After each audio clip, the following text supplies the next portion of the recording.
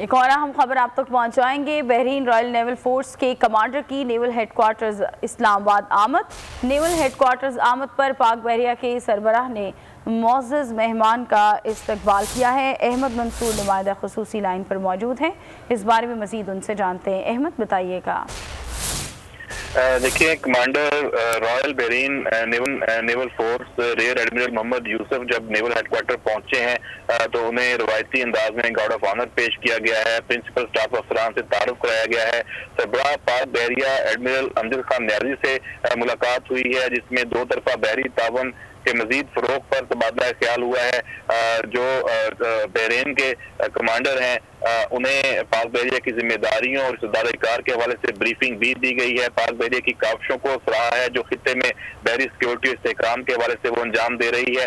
पाक बहरिया का ये कहना है कि जो commander royal Bahrain naval force है उसके दौरे से दोनों ममालिक के दरमियान दो तरफा ताउन को मजीद फरोग मिलेगा। जी, बहुत शुक्रिया आगाह करने के लिए। सब्सक्राइब करें और बेल दबाएं ताकि कोई खबर रह न जाए।